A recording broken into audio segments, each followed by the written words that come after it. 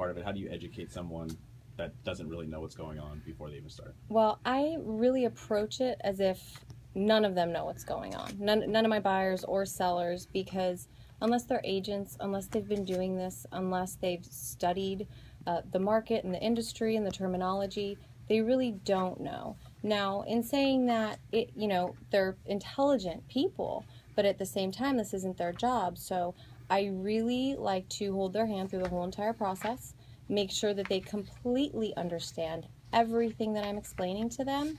And I take extra time in doing that. And I explain to them why. There are a lot of buyers and sellers out there that are extremely fearful because, things that have happened in the industry, because of other agents that they've come across that maybe weren't so, willing to educate them, just wanting to get it done. Which definitely gives the perception that that person is only, in it for the money. Sure. Which I love the part that I'm working with people. I love educating people. I love empowering them to make choices for their future and their lives and their families. And through education, that's the way that we can do it with them. No, it makes perfect sense. When it comes to most consumers, I feel like they don't really help us out much either, because they watch TV shows and they think that they know everything that's going on in our world. Yes. So it'd be great for them to take a step back too and actually trust the person they're working with. I feel like they treat realtors sometimes as people to open up a door for them, rather than someone actually holding them. Or even worse than that. Yes.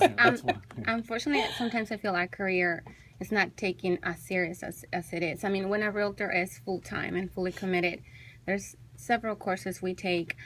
We want to make sure we're up to date with what's going on in the market. And for me, it's the same thing. I actually sit down and officially conduct a consultation. I will not work with anybody unless they have, sat down with me and they understand the process. Because buying a house is an actual process to it. You just don't go and show homes just to anybody. Well, I think that the problem is that in this industry, people do that. Yes, people do just and that's open a up doors, mistake. and people do just say, "Hey, just let me write a contract for you, and I'll take $500." Or you know what I mean? Like there's so much, weaseling around what actually should be done in our business that it makes it difficult for the professionals out there. Right, but that you have to convey that information, and that's what I tell to my clients. I said, I'm not your average real estate agent out there. I have a business that we run, and we make sure that we take pride in what we do and we do it correctly. So we explain on the phone what the whole process is and the importance of meeting. And if you're looking to buy or sell, if you're really serious, you're going to listen because you want the best for that process. So sitting down with them and explaining everything is definitely the number one key prior to working with somebody. Because not everybody's going to like you either, Not everybody's going to want to work. Everybody's going to like you. Stop it. Don't tell me no one's going to like me. So, Go door knocking. If they meet with you and they like you, then you shake hands and they're ready to work with you, then it's a win-win. If not, you didn't waste time. You educated somebody. Absolutely. So. That's how I feel the same way. You never waste time. And when they trust you and when they feel that, I had a client tell me last night, gosh, I can't believe how protective you are of me, but professional. And to me, that was like the greatest compliment, because they understood, I'm protecting them by educating them and taking a little bit more time.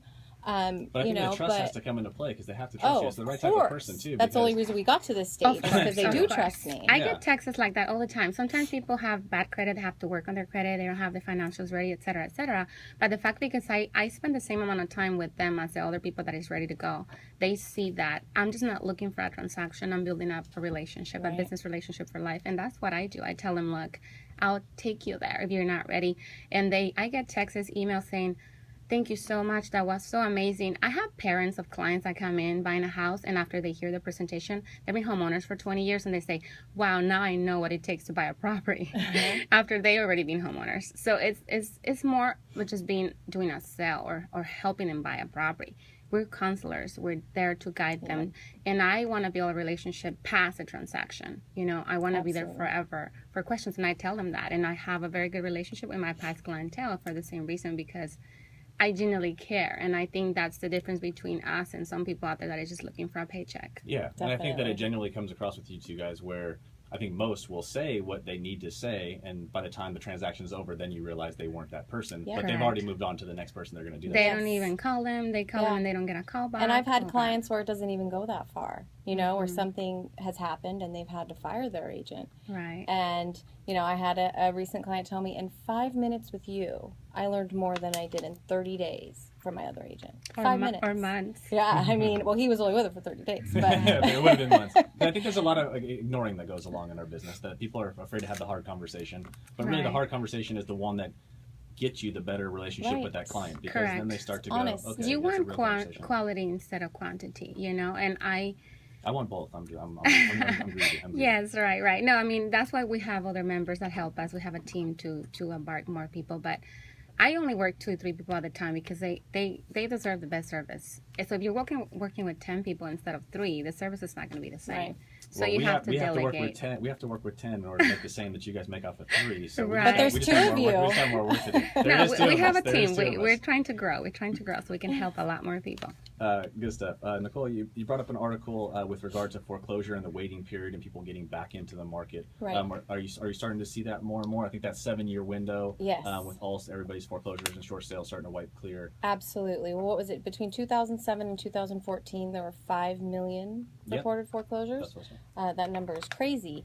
And I'm definitely seeing a huge amount of buyers coming back in, but I'm also seeing a lot of people who are really afraid still, who either don't think they're good enough, which I see probably more often, or who have no idea what's going on with the market or interest rates, and they just feel like what's going to happen is they're going to get into a loan and it's going to be something tricky again, and they're going to go through the whole process again because they've literally shut themselves off to even the idea of buying a home again. Yeah, the people that we're seeing that are entering back in the market are the ones that when they had the whatever happened bad to them, they immediately started working on how to get back in the market. Yes. The ones that buried themselves in the sand for 4 years and go, okay, now start to repair. Right. Those are the ones I think are having more trouble. It's going to take a little longer because they let go of maybe some other bills.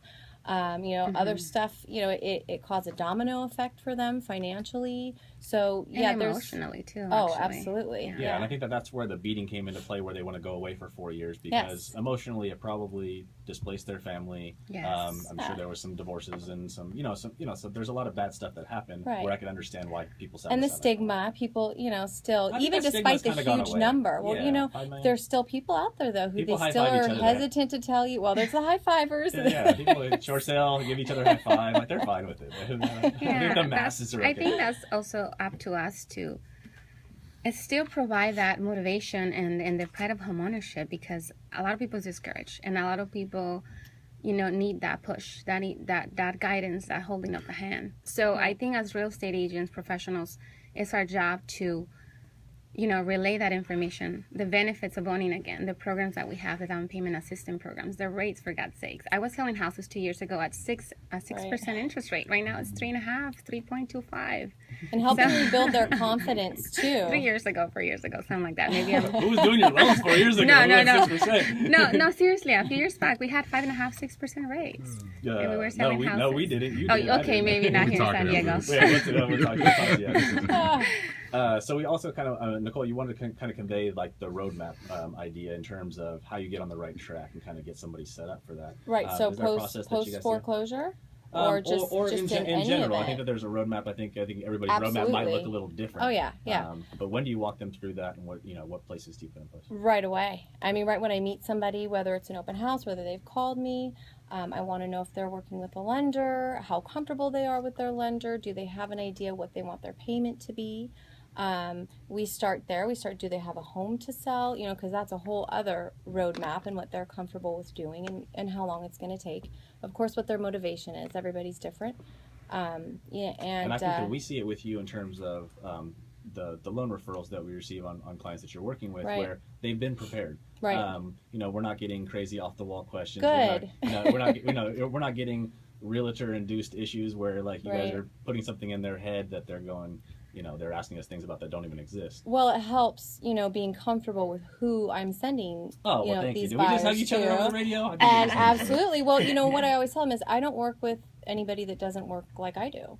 Right. So I'm not just going to have you call a lender or call somebody, because that person is also an extension of me and a representation of me. I want somebody who's going to do the same thing. So even if somebody calls me and says, I don't know if my credit's okay, and they're scared to call a lender, I'll give them your guys' number and say they'll at least tell you where to start. Sure. And you guys do the same thing with the roadmap. You need to do this first, and it might take this long. So, and that's when people feel comfortable. Absolutely. And that's when they stay in that process. and even it's going to take a while. Did you smile for the camera right now? No, I don't think I didn't see I was that. smiling at her because she's saying the right thing. I'm like, we think so much alike. You do. You guys are a good fit. Is that why we're on here together? I think so. I think so. I love it. We did. Nichole, you also have a listing that you wanted to share with us. I'll give you an opportunity to do that. This is a 5,600 square feet, 4-bedroom, 6-bathroom, Bear Creek home in Murrieta. It's on the 18th hole of the golf course. The address is 38171 Bear Canyon Drive.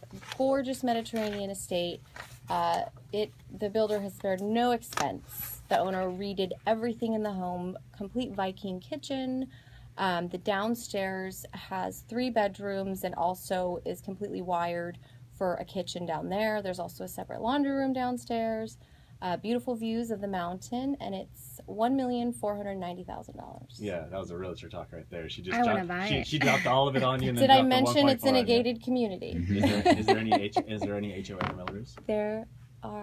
There's an HOA.